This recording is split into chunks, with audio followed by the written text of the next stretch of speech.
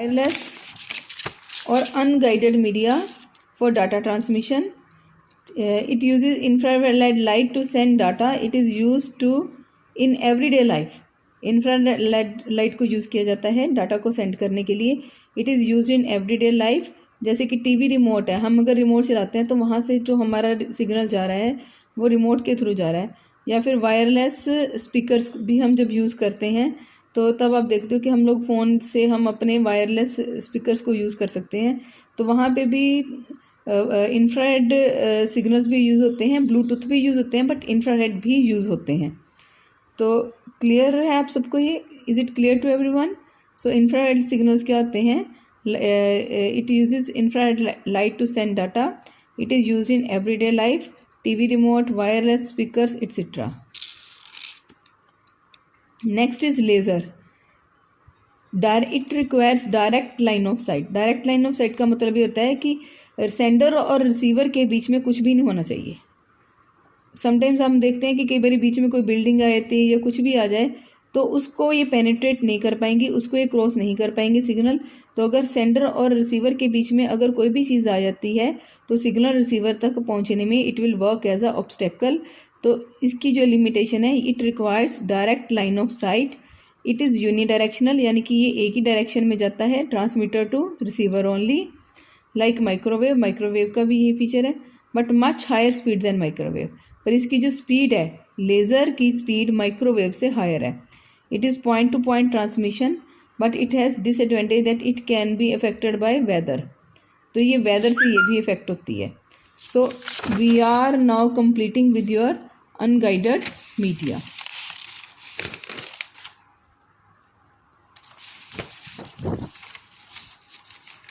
Okay, now we are complete with the unguided media. Now the next term we are going to discuss is interspace. Interspace क्या होता है? Interspace ऐसा कुछ नहीं है, इसका ना तो गाइडेड मीडिया से कोई लेना देना है, ना ही अनगाइडेड मीडिया से इसका कोई कंसर्न है. It is a client server software program. Client server का मतलब समझो कि सर्वर जो होता है वो रिक्वेस्ट को रिस्पॉन्ड करता है और क्लाइंट जो होता है वो रिक्वेस्ट भेजता है. तो ऐसे एनवायरनमेंट में जहाँ पे नेटवर्क में आपने क्लाइंट सर्वर सॉफ्टवेयर प्रोग्राम है ये, अगर आपने ऐसे एनवायरनमेंट में आप काम कर रहे हो जिसमें क्लाइंट सर्वर इम्प्लीमेंट हो रहा है, that allow multiple users to communicate online with real time audio, video and text file. तो अगर आप, जैसे हम लोग ऑनलाइन काम करते हैं तो उस टाइम पे आप अपनी वीडियो या ऑडियो से हम लोग या फिर टेक्स्ट फाइल से 3D environment. 3D environment means we are sitting, हम लोग ऐसे बैठे हैं जैसे कि हम बिल्कुल फेस टू फेस कम्युनिकेशन कर रहे हैं. एक रियल एनवायरनमेंट में हम आपस में बात कर रहे होते हैं. जैसे कि अभी हमने जूम ऐप में काम कर रहे थे तो ऐसा लग रहा था ना कि जैसे हम लोग आमने सामने ही बैठ के बात कर रहे हैं. अगर हम ऐसे इन्वायरमेंट में ये जो काम करते टाइम, ये जो एक सॉफ्टवेयर है वर्क कर रहा है, जो फैसिलिटी दे रहा है कि मल्टीपल यूज़र्स, एक से ज़्यादा यूज़र्स एक दूसरे से कम्युनिकेट कर पाएँ online with real time audio, video and text chat in 3D environment, यानी कि 3 डायमेंशनल एनवायरनमेंट में अगर हम काम कर पाएँ, then this is your inter space. So interspace is final now. Interspace is clear to you people. Now next, regarding this, whenever I ask you question that is it clear to you, when we will be the online on the WhatsApp group, everybody will give me answer in yes or no. Now next is your network devices.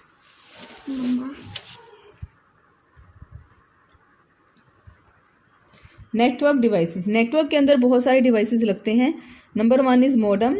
तो modem क्या होता है? अच्छा, आप सबको ये बात पता है ना कि अगर जब हम सिग्नल ट्रांसमिट करते हैं तो signal is in the form of digital data. आपने कुछ टाइप करा, आपने कुछ ईमेल लिखी या कोई टेक्स्ट फाइल लिखी, वो सारा डाटा आपका डिजिटल फॉर्म में है. All the data is in the form of digital. If you want to transmit it from sender to receiver, अगर हम सेंडर से रिसीवर तक इसको भेज रहे हैं तो इसकी जो फॉर्म होती है वो चेंज होती है. हम उसको उस फॉर्म में चेंज करते हैं. अगर हम इसको सेंडर टू रिसीवर को भेज रहे हैं तो इसकी फॉर्म चेंज होगी.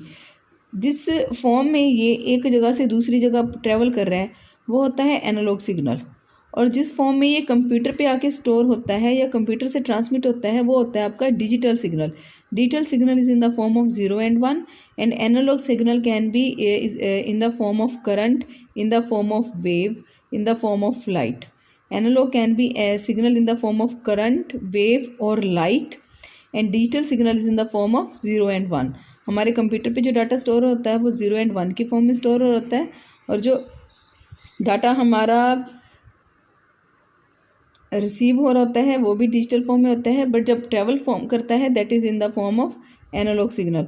पर जनरली इसकी ज़रूरत हमें कहाँ पड़ती है, जब हमने इसको हम इंटरनेट से कनेक्ट होते हैं थ्रू टेलीफोन लाइंस. जब हम टेलीफोन लाइंस के थ्रू कनेक्ट हो रहे होते हैं, हम अपने कंप्यूटर को थ्रू टेलीफोन लाइंस के थ्रू हम कनेक्ट करते हैं, तो हमारे कंप्यूटर और उन टेलीफोन लाइंस के बीच में जो डिवाइस लग रहा होता है वो होता है आपका मॉडेम.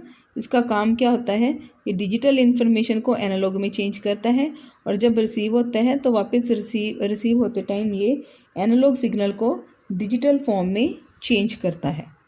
तो next your term is modulation. It is not any device, it is just term related to modems working. तो मॉडम की वर्किंग को लेकर ये एक टर्म है. It is a process of changing digital data to analogue and analogue data to digital. अगर हम digital data को एनालॉग में चेंज कर रहे हैं और फिर फाइनली एनालॉग डाटा को डिजिटल में चेंज कर रहे हैं, तो ये जो प्रोसेस होता है डिजिटल टू एनालॉग में चेंज करना is modulation. And again converting it to analogue to digital is demodulation. So modem, modulation and demodulation. तो मॉड्यूलेशन क्या होता है भी, अगर हम डिजिटल सिग्नल को एनालॉग में सिग्नल में चेंज कर रहे हैं और वापस एनालॉग को डिजिटल में digital to analogue to digital में हम चेंज कर रहे हैं, then this is your modulation. Next is your RJ45. RJ45 का पूरा नाम होता है registered jack 45. It is an 8 wire connector. It is connected to LAN card. हमारे लैन कार्ड के अंदर एक छोटा सा पोर्ट लग रहा होता है जिसके अंदर जाके वायर फाइनली फिट होती है. आप सबने हमारी स्कूल लैब में देखा होगा कि नंबर ऑफ टाइम में कहते हैं कि इंटरनेट बंद पड़ा है इस कंप्यूटर का, वहाँ पे क्रॉस आ रहा है. इसका मतलब उसकी जो लैन कार्ड के अंदर वो जो पॉइंट है जिसके अंदर हमारी वायर जाके फिट होती है वो पॉइंट आपका RJ45 पॉइंट होता है. ये 8 वायर कनेक्टर होता है, इसके अंदर जाकर एक आपकी वायर फिट होती है. तो ये जो 8 वायर कनेक्टर होता है जिसके अंदर हमारी वायर जाके नेटवर्किंग वायर कनेक्ट होती है जाके, वो जो पॉइंट है जिसके अंदर इसने फिट होना है दैट इज़ RJ45. तो उस वायर के अंदर जो आपका कनेक्टर लग रखा होता है, वायर के आगे 8 वायर कनेक्टर है, वायर के आगे जो आपका कनेक्टर लग रखा होता है, sorry I am going to reexplain the RJ45. जब हम वायरिंग करते हैं तो हमने जब उसको नेटवर्क का पार्ट बनाना है तो एक वायर तो स्विच के अंदर जाएगी और दूसरी वायर जाएगी आपकी, the second wire will go into the NIC card. तो वायर के आगे जो एक लग रखा होता है कि 8 वायर कनेक्टर लग रखा होता है, वो 8 वायर कनेक्टर जो NIC कार्ड के अंदर जाके कनेक्ट होता है वो आपका RJ45 है. I am going to repeat it. The connector connected to the wire, जो वायर के साथ एक कनेक्टर लग रखा होता है, 8 वायर कनेक्टर होता है वो, this connector fits into the NIC card and then your computer becomes a part of the network. So this is RJ45. Next is your hub. Hub का बेसिक पर्पस क्या होता है, हब एक hardware device है, networking के devices हैं. जैसे आपके इलेक्ट्रॉनिक डिवाइसेस होते हैं, इलेक्ट्रिकल डिवाइसेस होते हैं, switch, plug etcetera. In the same way we are having some networking devices. ये नेटवर्किंग डिवाइसेस कौन कौन से थे, मॉडम, RJ45, हब, आगे स्विच भी कवर होगा. तो हब के बारे में बता रही हूँ मैं आपको. It is a hardware device use to connect multiple computers. अगर हमने मल्टीपल कंप्यूटर्स को आपस में कनेक्ट करना है तो जो हार्डवेयर डिवाइस हम यूज़ कर रहे हैं that is your hub. Generally हमने मान सपोज कि हमने 2 कंप्यूटर को आपस में कनेक्ट करना है, तो एक वायर का एक एंड आप एक कंप्यूटर में लगा दो और वायर का दूसरा एंड आप दूसरे कंप्यूटर में लगा दो.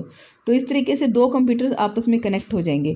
पर अगर आपको 3 कंप्यूटरों को तीनों को ही आपस में कनेक्ट करना है तो उस केस में वायर टू वायर कनेक्शन नहीं आएगा, कि ऐसा नहीं हो सकता कि आप दूसरे के वायर तीसरे से लगा दो तो फिर दूसरा ही तीसरे से कनेक्ट होगा, पहला तीसरे से कनेक्टेड नहीं होगा। अगर हमने इन तीनों को आपस में कनेक्ट करना है तो तीनों की वायर का एक एंड कंप्यूटर में लगा होगा और दूसरा एंड हम हब में लगा देंगे। तो हब एक डिवाइस है जो मल्टीपल कंप्यूटर्स को कनेक्ट करता है। Hub is a networking device use to connect multiple computers. दो तरीके की होती हैं हब, एक होती है एक्टिव हब और दूसरी होती है पैसिव हब। क्योंकि सारे कंप्यूटर जो हमारे हैं these are connected through the hub, all the computers are connected through hub. सारे के सारे कंप्यूटर्स आपके हब के थ्रू ही कनेक्टेड हैं। तो जो भी सिग्नल पास ऑन होगा वो हब के थ्रू ही जाएगा। अगर पहले कंप्यूटर से दूसरे कंप्यूटर तक आपने डाटा पहुंचाना है तो पहले कंप्यूटर से सिग्नल पहले हब तक पहुंचेगा, फिर हब के बाद नेक्स्ट कंप्यूटर तक जहाँ पे जो आपका रिसीवर कंप्यूटर है वहाँ तक पहुंचेगा। तो इसलिए हब जो दो तरीके की होती हैं, एक होती है एक्टिव हब। एक्टिव हब के पास जब सिग्नल पहुंचता है तो वो सिग्नल अगर वीक हो गया हो तो उसको एम्पलीफाई कर देता है, एम्पलीफाई करके आगे भेजता है। बट अगर पैसिव हब में अगर आपको सिग्नल भेजना है तो वो सिग्नल को एज इट इज़ पास कर देता है विदाउट एम्पलीफाइंग। तो जनरली जो होती हैं हमारे हब्स जो लग रखी होती हैं वो एक्टिव हब्स ही होती हैं। इसलिए अगर एक्टिव हब लगी होती है तो वो आपके सिग्नल को एम्पलीफाई करके आगे भेजती है। क्लियर? तो हब के इस तरीके से दो काम हो गए, एक तो ये सिग्नल को एम्पलीफाई करके आगे भेज रही है और दूसरा मल्टीपल कंप्यूटर्स को कनेक्ट करने में हेल्प कर रही है हमारी। सो हब हमारी छोटी कंप्यूटर लैब में आपको मैं बता दूं कि हब लग रखी है, एक डिवाइस है जो एक रैक के अंदर कॉर्नर में जो कंप्यूटर कॉर्नर में जो एक डिवाइस लग रखा है उसके अंदर जो डिवाइस लगा हुआ है दैट इज़ हब। ऐसे ही हमारी जो कंप्यूटर लैब बड़े वाली है उसके भी बिल्कुल एंड कॉर्नर में विंडो साइड जो दो स्विचेस लग रखे हैं वो स्विच है, उसका काम भी मल्टीपल कंप्यूटर्स को कनेक्ट करना है, बट दैट इज़ स्विच। और जो छोटी कंप्यूटर लैब में हम डिवाइस लगा रखा है वो हब है। देखने में एक जैसे ही हैं but one is hub and other is switch.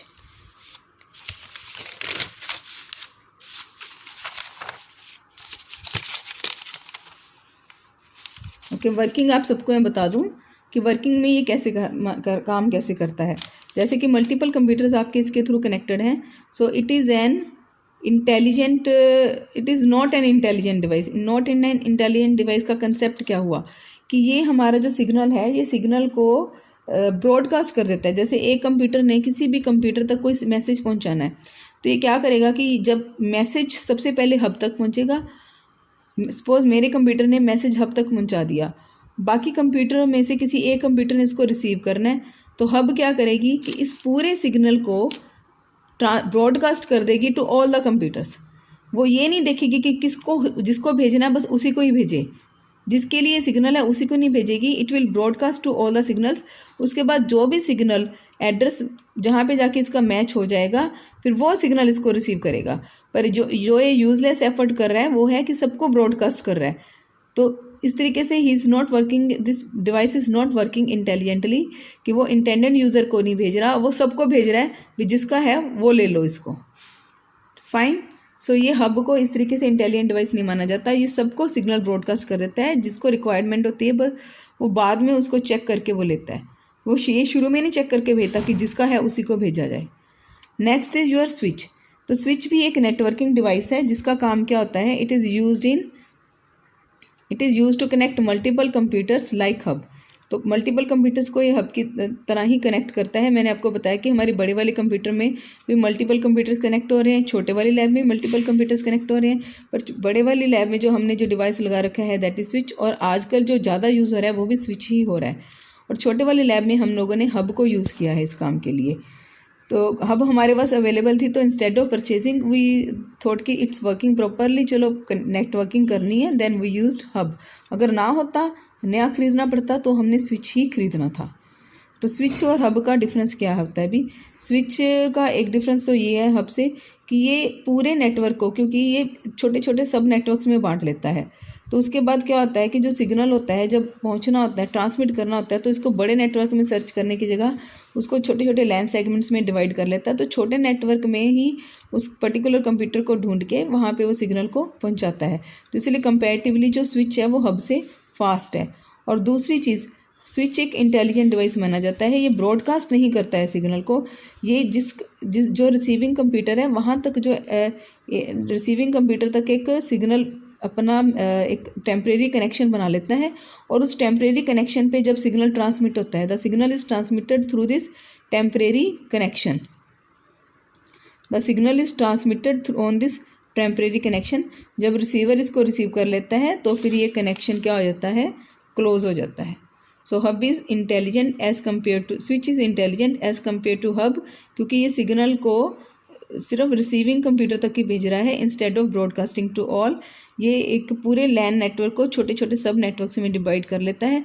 तो जब सिग्नल भेजता होता है तो वो सब नेटवर्क में ही उसको ढूंढा जाता है, ना कि जैसे आप सबको पता है कि अगर हमने किसी बच्चे को ढूंढना है, हम पूरे स्कूल में ढूंढना से ज़्यादा आसान है उसको उसकी पर्टिकुलर क्लास में ढूंढा जाए। तो पूरा स्कूल क्लासेस में डिवाइड किया जाता है, और अगर हमें पता हो कि ये वाला बच्चा इस क्लास में है तो हम उसी क्लास में ही जाके उस बच्चे को ढूंढेंगे instead of searching the student in the whole school. तो जैसे हमारा स्कूल छोटे छोटे क्लासेस में डिवाइड हो रखा है, इन द सेम है कि पूरे बड़े नेटवर्क को ये छोटे छोटे नेटवर्क्स में डिवाइड कर लेता है स्विच। फिर उसके बाद जब भी सिग्नल जाना होता है तो उसी पर्टिकुलर छोटे सेक्शन में ही उस कंप्यूटर को ढूंढा जाता है और वहाँ पे सिग्नल ट्रांसमिट किया जाता है। Next device is your repeater. तो रिपीटर का काम मैं आप सबको बता देती हूँ कि कई बार लॉन्ग डिस्टेंस ट्रांसमिशन में सिग्नल वीक हो जाता है, चाहे वो वॉइस सिग्नल हो चाहे वो डाटा सिग्नल हो, किसी भी तरीके से। डाटा सिग्नल क्या करेगा कि फ़ाइल जो है आपकी लोड होने में टाइम लगेगी, फ़ाइल पहुँचने में टाइम लगेगा। अगर आपका वॉइस सिग्नल जा रहा है तो सिग्नल आपका पुअर सुनने में कम सुनाई देगा, आपको अच्छे से क्लियरली सुनेगा नहीं। तो वो क्या होता है कि जब हमने लॉन्ग डिस्टेंस ट्रांसमिशन करी है तो सिग्नल पहुंचता हुआ वीक हो गया है वहाँ तक, और जब सिग्नल वीक हो गया है तो रिसीवर जब उसको रिसीव करेगा उसके पास वीक सिग्नल पहुंचेगा। तो इस काम को ऐसा ना हो कि सिग्नल आपके पास वीक पहुंचे, तो रस्तों में जब लॉन्ग डिस्टेंस ट्रांसमिशन हो रही है तो बीच में रिपीटर्स लगा दिए जाते हैं, और जब रिपीटर लग जाता है तो वो उस सिग्नल को, जैसे ही सिग्नल रिपीटर के थ्रू पहुंचता है तो सिग्नल री एम्पलीफाई हो जाता है, वीक से फिर से वो स्ट्रॉन्ग सिग्नल बन जाता है, और उसके बाद वो पहुंच जाता है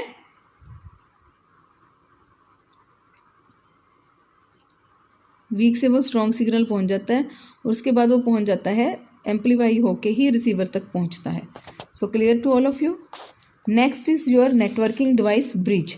तो ब्रिज के बारे में बता दूं कि अगर हमने मल्टीपल नेटवर्क्स को आपस में कनेक्ट करना है तो उस पर्पज़ के लिए जो होता है ब्रिज यूज़ होता है, बट ये उन मल्टीपल कंप्यूटर्स को कनेक्ट करता है जो सेम टाइप के हैं। डिफरेंट टाइप के कंप्यूटर्स को ये कनेक्ट नहीं करता। सिमिलर नेटवर्क्स को कनेक्ट करने के लिए ब्रिज यूज़ होता है। फाइन, देखो तो दो लाइन है यहाँ पे, दोनों को आपस में कनेक्ट करने के लिए जो डिवाइस यूज़ हो रखा है that is bridge. Next is your gateway. It is use to connect to dissimilar networks. अगर आपने दो अलग अलग नेटवर्क्स को, अलग अलग टाइप के नेटवर्क्स को आपस में कनेक्ट करना है then device used is gateway.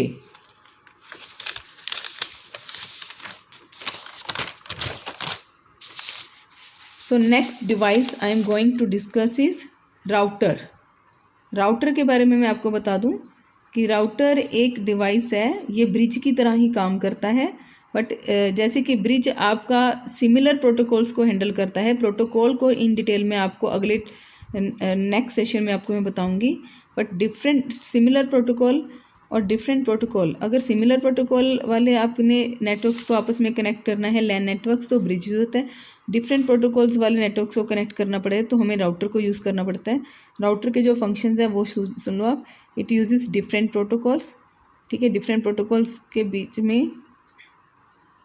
तो ब्रिज से ये कैसे डिफरेंट है, डिफरेंट फ्रॉम ब्रिज कैसे है ये, एक तो ये डिफरेंट प्रोटोकॉल यूज़ करता है, और ब्रिज जो होता है वो दो तरीके के एड्रेसेस होते हैं, एक लॉजिकल एड्रेस, एक फिजिकल एड्रेसेस। तो ब्रिज जो यूज़ करता है वो लॉजिकल एड्रेसेस के ऊपर काम करता है, but router works upon physical addresses.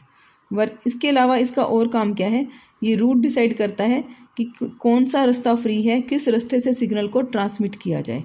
तो it decides the route for the signal to be transmitted by finding the free link. Okay fine बच्चे, आप पहले इतना ही समझो, उसके बाद मैं आपको स्विचिंग टेक्निक्स, जो आपका नेक्स्ट टॉपिक है switching techniques plus topologies, I will teach you later on. First of all just listen this video properly once or twice, and if any problem is there ask me the question regarding this.